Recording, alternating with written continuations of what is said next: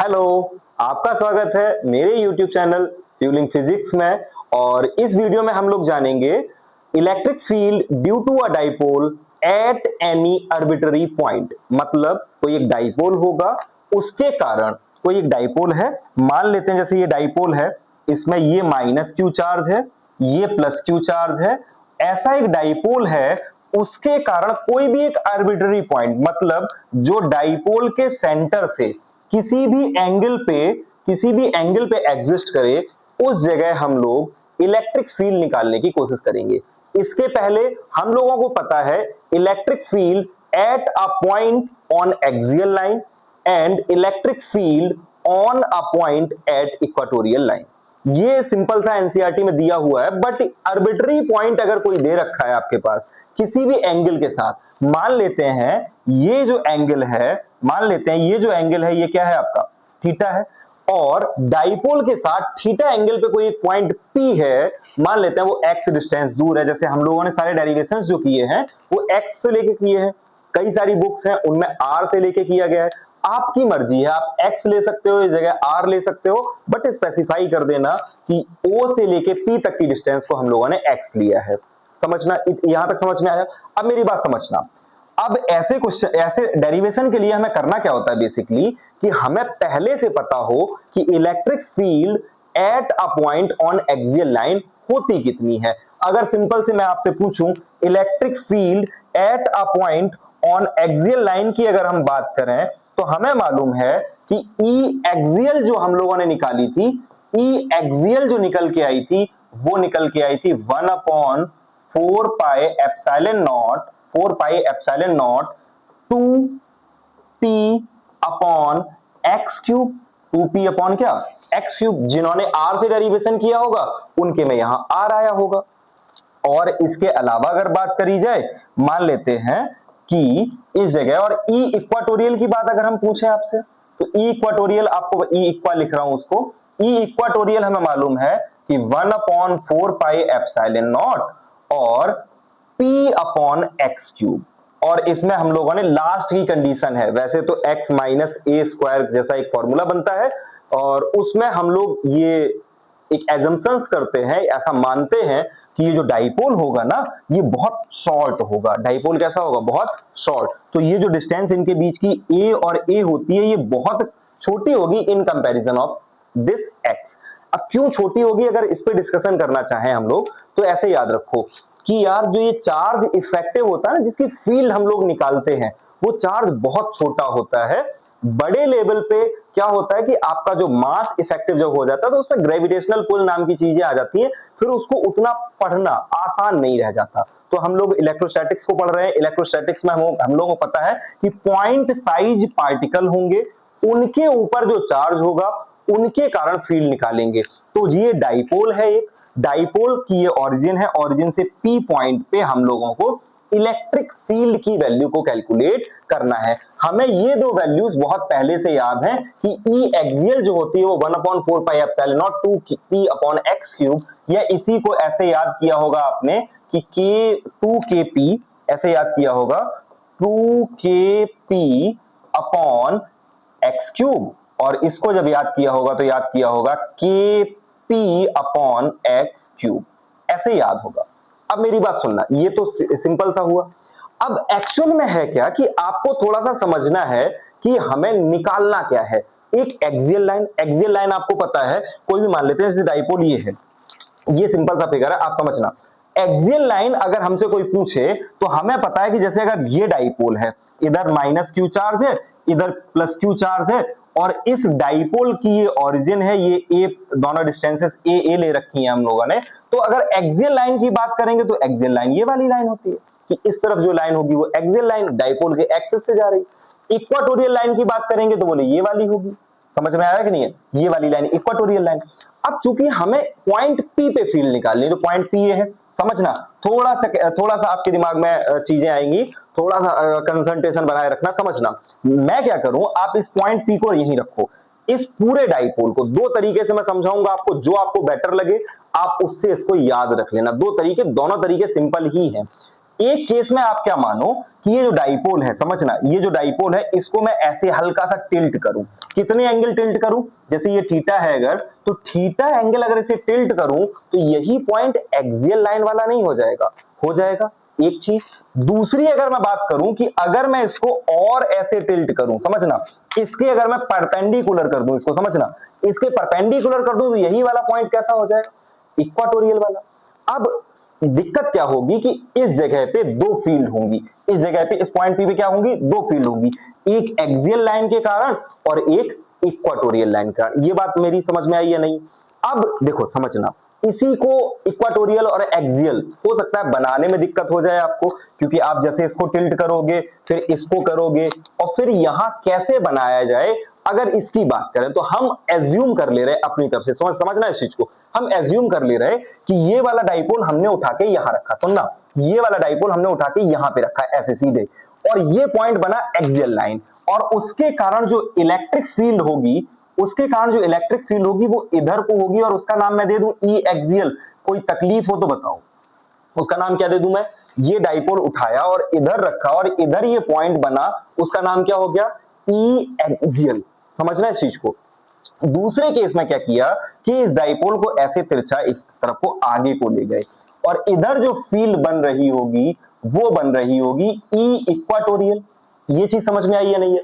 मतलब एक तरफ ई इक्वाटोरियल होगी परपेंडिकुलर वाली और एक होगी ई एक्सियल, पर इन रियलिटी ऐसा है नहीं। देखो ये समझने के लिए बनाया है मैंने, समझने के लिए बनाया है, जबकि इक्वाटोरियल फील्ड जो होती थी ना वो डाइपोल के अपोजिट डायरेक्शन में होती थी। वो कहां होती थी? डाइपोल के अपोजिट डायरेक्शन में। बट हमने अपनी सुविधा के लिए इसको ऐसे बनाया। बट अगर आपको ना समझ में आए तो समझना कैसे है कि जब डाइपोल ऐसे रहे होंगे, मेरी बात समझना, जब डाइपोल ऐसे था डाइपोल, ये थीटा एंगल था, ये थीटा एंगल था, जब हमने इसको इसके साथ अलाइन किया होगा तो कुछ ऐसे बना होगा, सॉरी,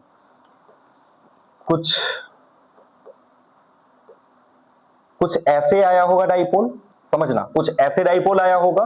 उस केस में इसके अलोंग गई होगी क्या आपकी एक्सियल, ई एक्सियल, जिसको अभी हम लोग यहां दिखा नहीं रहे, यहां क्या गई होगी, ई एक्सियल यहां गई होगी। समझना इस चीज को। और जो इक्वाटोरियल लाइन, जब हमने इसको ऐसे सीधा किया होगा तो इक्वाटोरियल लाइन कहीं यहां ऐसे गई होगी। समझना इस चीज को। और जो इफेक्टिव इलेक्ट्रिक फील्ड आएगी वो इस तरफ आएगी, ठीक, ई नेट जो आएगी वो इस तरफ आएगी और दोनों के कॉम्बिनेशन से आएगी वो। समझना, ई नेट जो टोटल इलेक्ट्रिक फील्ड आएगी वो इधर आएगी, इधर ई एक्सियल होगा, एक्सियल वाला, और इधर होगा वो होगा ई इक्वाटोरियल वाला। समझना ये ऐसे। बट मैं आपको सिंपल तरीके से याद क्या बता रहा हूं कि अगर ये डाइपोल इधर होता तो इधर को इसकी क्या बनती, एक्सियल फील्ड, और परपेंडिकुलरली जो इसका परपेंडिकुलर कंपोनेंट होता वो क्या बनाता आपका इलेक्ट्रिक फील्ड का इक्वाटोरियल लाइन। या मैं बेसिकली आपको समझाना क्या चाह रहा हूं कि इलेक्ट्रिक फील्ड का ये वाला जो हॉरिजॉन्टल कंपोनेंट है, नहीं सॉरी, जो डाइपोल के लिए जो हॉरिजॉन्टल कंपोनेंट है इलेक्ट्रिक फील्ड का वो एक्सियल लाइन के कारण है, और जो वर्टिकल कंपोनेंट है वो किसके कारण है, ई इक्वाटोरियल लाइन के। इतना सा अगर हम समझ गए, और इन दोनों के बीच में कहीं ई नेट होगी, इन दोनों के बीच में क्या होगा, ई नेट होगा। चाहे आप इस तरीके से समझो, इस तरीके से आपको फिगर बने मिलेंगे, बट अगर आपने उसको इस तरीके से याद रखा कि यही डाइपोल एक बार हमने यहां एज्यूम किया तो इधर को एक्सियल लाइन की इलेक्ट्रिक फील्ड जाएगी और इक्वाटोरियल लाइन इसके परपेंडिकुलर जाएगी, क्योंकि ये हॉरिजॉन्टल कंपोनेंट है और ये क्या है आपका वर्टिकल कंपोनेंट है। ऐसे करके तैयार कर लो, चाहे आप ऐसे करके तैयार करो, जिसमें आपको क्या करना पड़ेगा, दो एजम्पशंस करने पड़ेंगे। एक बार डाइपोल को ऐसे अलाइन करो, एक बार डाइपोल को ऐसे अलाइन करो। जब ऐसे अलाइन होगा तो इलेक्ट्रिक फील्ड इस डायरेक्शन में निकली थी इक्वाटोरियल लाइन वाली, वो ये बनी है। एक्सियल लाइन वाली इलेक्ट्रिक फील्ड ऐसे बनी थी, वो ये बनी है। बस फिगर में थोड़ा सा अंतर है, मैंने थोड़ी सी सुविधा करने के लिए उसको ऐसे बना दिया। अब चूंकि बातें सारी हाइपोथेटिकल हो रही हैं, बातें सारी कैसी हो रही, हाइपोथेटिकल, तो उसमें बहुत ज्यादा पेच नहीं निकालना चाहिए कि ये इधर होगा ही नहीं, मालूम है, बट आपको क्या करना है, याद भी रखना है और बनाना भी है। तो मैं आपको सजेस्ट ये करूंगा कि जब फिगर बनाना तो कुछ ऐसा बनाना, बट समझने के लिए याद ये रखो कि इधर को कॉस कंपोनेंट और इधर को क्या साइन कंपोनेंट। अब याद क्या रख लो कि जो एक्सियल लाइन है, एक्सियल लाइन है जिसके साथ थीटा बना होगा, इसके साथ थीटा बना भी, जो थीटा ये है वही थीटा ये, जिसके साथ थीटा बना होगा वो कॉस कंपोनेंट होता है, और जिसके साथ थीटा नहीं बना है वो कौन सा कंपोनेंट है, साइन कंपोनेंट। मतलब ई नेट जो है ना वो इक्वाटोरियल, ई इक्वाटोरियल का साइन कंपोनेंट के साथ आ रही होगी, और ई नेट में ई एक्सियल का कॉस कंपोनेंट कंट्रीब्यूट कर रहा होगा, तब जाके टोटल इलेक्ट्रिक फील्ड बनी होगी। बात समझ में आई कि ये टोटल और ये टोटल मिला के ई नेट बना रहा होगा। अब वापस अपने फिगर पे आते हैं, समझना। अब सिंपल सी बात इसमें आए, हम लोगों को करना क्या है, फिगर कैसे याद रखना है। अब मैं बता दिया आपको कि कॉस कंपोनेंट और साइन कंपोनेंट कैसे आएगा। अब आपको करना क्या है, इस तरफ मान लो क्या, ई एक्सियल को, इस तरफ किसको मान लिया कि ई एक्सियल होगा, इधर कहीं को आपका परपेंडिकुलर कंपोनेंट वो कौन सा होगा, ई इक्वा वाला, ई इक्वाटोरियल, और इनके बीच में कहीं ई नेट आया होगा। इनके बीच में क्या आया होगा आपका, ई नेट। यहां तक बात समझ में आई। और ये एंगल अगर थीटा है तो ये एंगल भी आपका क्या होगा, थीटा ही होगा। यहां तक आप इसको नोट डाउन करना। अब ई नेट हमें निकालनी है। ई नेट किसका कॉम्बिनेशन है कि ई एक्सियल का साथ में कॉस कंपोनेंट और ई इक्वाटोरियल का साथ में कौन सा कंपोनेंट, साइन कंपोनेंट। अगर आप इनको जोड़ लोगे तो आपको ई नेट पता चल जाएगी। टोटल मैंने अभी तक आपको क्या बताया, फिर से सुनना। ये डाइपोल है, डाइपोल की डायरेक्शन P, डाइपोल मूवमेंट ऐसे दिखाई जाती है। उसके थीटा एंगल के साथ क्या है आपका पॉइंट P है, उसको हमने क्या किया, डाइपोल को ऐसे अरेंज करोगे एक्सियल लाइन, और इसको ऐसे अरेंज करोगे इक्वाटोरियल लाइन की फील्ड, दोनों फील्ड के बीच में ई नेट बनेगा। अब मैं आपसे कहूं कि ई एक्सियल ये लिखा है, ई एक्सियल ये लिखा है, इसका कौन सा कंपोनेंट इफेक्टिव है, तो आपको याद रखना है इसका कंपोनेंट जो इफेक्टिव है वो है कॉस कंपोनेंट। इसका कौन सा कंपोनेंट इफेक्टिव है, कॉस कंपोनेंट। तो इधर क्या लिख लिया, कॉस। इसका कौन सा कंपोनेंट इफेक्टिव है, साइन कंपोनेंट। तो इसको क्या लिख लिया आपने, साइन थीटा के साथ लिख लिया। अब अगर हम ई एक्सियल और ई इक्वाटोरियल को जोड़ लेंगे तो हमें total value of electric field पता चल जाएगी एट एनी आर्बिट्ररी पॉइंट। उसको मैं वेरीफाई करके भी दिखाऊंगा आपको बाद में, तो वीडियो में जुड़े रहना। देखो अब मेरी बात समझना। अब क्या किया जाए कि जैसे ये लिखा हमने, उसके बाद क्या कर सकते हो, ध्यान देना, यहां तक ध्यान देना। क्या लिखा अपने पास, ई एक्सियल है, ई इक्वाटोरियल है। अब कभी भी अगर आपको किसी चीज का सम निकालना है तो total value of electric field E net जब लिखोगे, और कोई भी वैल्यू, कोई भी दो वेक्टर अगर परपेंडिकुलर है, ध्यान देना, कोई भी दो वैल्यू अगर, कोई भी दो वेक्टर अगर एक दूसरे के परपेंडिकुलर हैं, उनका अगर हम सम निकालते हैं तो डायरेक्टली याद रखो कि वो होगा आपका ई एक्सियल का स्क्वायर, किसका, ई एक्सियल का स्क्वायर हो जाएगा, और प्लस क्या, ई इक्वाटोरियल का क्या, होल स्क्वायर। मतलब ई इक्वाटोरियल का स्क्वायर हो जाएगा और प्लस ई एक्सियल का स्क्वायर। इसको लिखना है हमें। अब ई एक्सियल और ई इक्वाटोरियल यहां से हमें पता है ना, ई एक्सियल कॉस के साथ है और ई इक्वाटोरियल साइन के साथ है, इनका स्क्वायर करना है, वैल्यू आ जाएगी। ध्यान देना। देखो सिंपल सा करना क्या है, अब कुछ नहीं करना है, सिंपल सा ई नेट लिखा, ई नेट लिखा। अब ई नेट के बाद क्या है, ध्यान देना, अंडर रूट लगाया, अंडर रूट लगाया, ई एक्सियल की वैल्यू मैं के टर्म में लिख रहा हूं, मैं किसके टर्म में लिख रहा हूं, के टर्म में। ध्यान देना क्या लिखा मैंने, के पी, और साथ में 2 भी था, तो 2 के पी, साथ में क्या मैंने कहा, एक्सियल कंपोनेंट के साथ क्या लिखना है आपको, cos theta upon, cos theta के साथ अपॉन में क्या, आर स्क्वायर या x cube, sorry x cube या आर क्यूब, जैसा आपको उचित लगे। तो हम लोगों ने तो एक्स ले रखा है तो हमने क्या लिखा उसको, एक्स क्यूब, और प्लस प्लस के पी अपॉन, और ये इधर साइन थीटा भी, और साथ में क्या, एक्स क्यूब। यहां तक कोई तकलीफ हो तो बताओ, यहां तक समझ में आ गया होगा कि हाँ कोई दिक्कत नहीं है, ऐसा होता है। अच्छा एक चीज और जो कंफ्यूजन हो सकती है, इधर स्क्वायर भी है अभी, सॉरी इधर स्क्वायर भी है। एक चीज जो कंफ्यूजन हो सकती है वो ये कि जब हम लोगों ने ई इक्वाटोरियल निकाला था तो ई इक्वाटोरियल में जो वैल्यू आई थी ये निगेटिव आई थी। अगर आपका मन है कि हम निगेटिव वैल्यू लेके चलेंगे तो आप ले सकते हो, आप निगेटिव वैल्यू लेके चलो, बाद में स्क्वायर ही करना है, स्क्वायर करोगे तो वो निगेटिव क्या हो जाएगा, ऑटोमेटिकली कैंसिल हो जाएगा। अब देखो ध्यान देना, किया क्या हम लोगों ने, सिंपल सा, अब ये लिखा है इसमें से के पी एक्स क्यूब, स्क्वायर है यहाँ, ऊपर under root, square under root आपस में कट जाएंगे, मैं के पी एक्स क्यूब को कहां कर लूं, बाहर। तो किया क्या, के पी एक्स क्यूब को कॉमन ले लिया, के पी एक्स क्यूब कॉमन हो गया। अंदर अंडर रूट में क्या क्या बचा उस पर बात करते हैं। 2 है इधर, कॉस स्क्वायर है तो 2 का स्क्वायर 4, तो 4 कॉस स्क्वायर थीटा बचा होगा, 4 कॉस स्क्वायर थीटा, और प्लस प्लस ही रहा होगा, यहां माइनस होगा तब भी प्लस हो चुका होगा, यहां माइनस जैसे रहा भी होगा तो भी स्क्वायर होकर क्या हो जाएगा, प्लस हो जाएगा। और इधर बचा साइन स्क्वायर थीटा।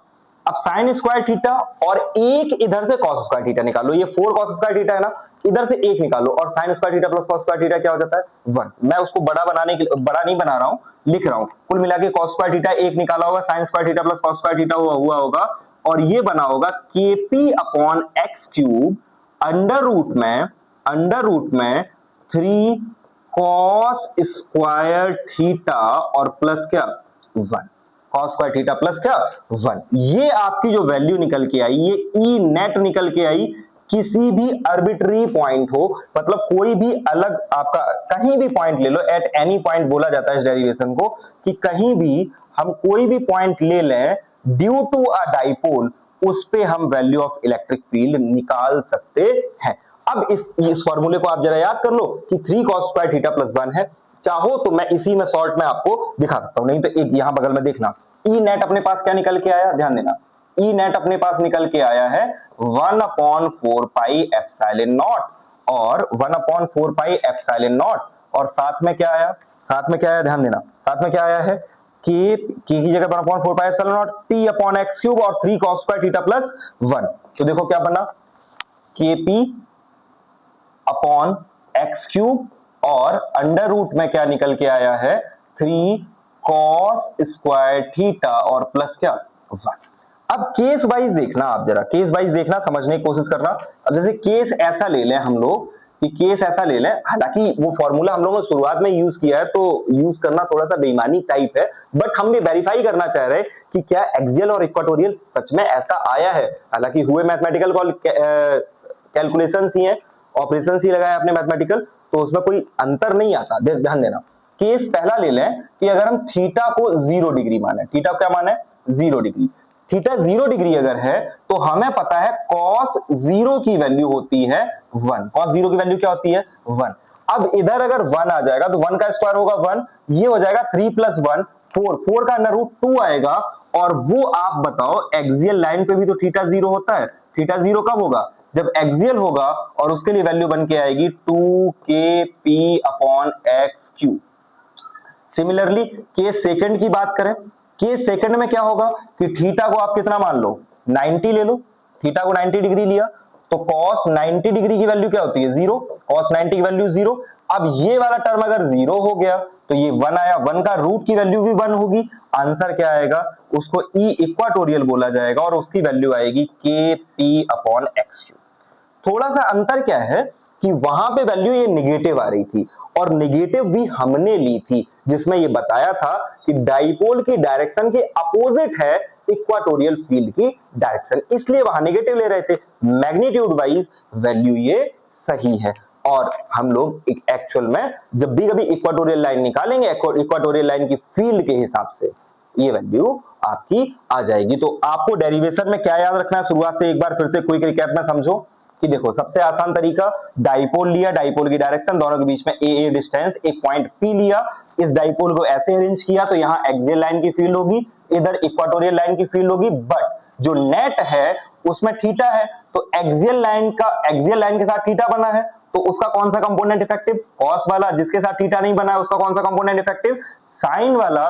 इतना आपको याद रखना है, फिर ये वैल्यूज अगर पता है तो कॉस थीटा और साइन थीटा के साथ रखो, उनको आपको क्या कर देना है, उसके बाद सम कर देना है, ये वैल्यू होती है, और इसको जब आप रखोगे सॉल्व करोगे तो आपका ये डेरिवेशन निकल के आ जाएगा। सबसे आसान सा था, और इसको तैयार होना मतलब आपके पास है तो अच्छी बात है, सवाल लगाना आसान होता है।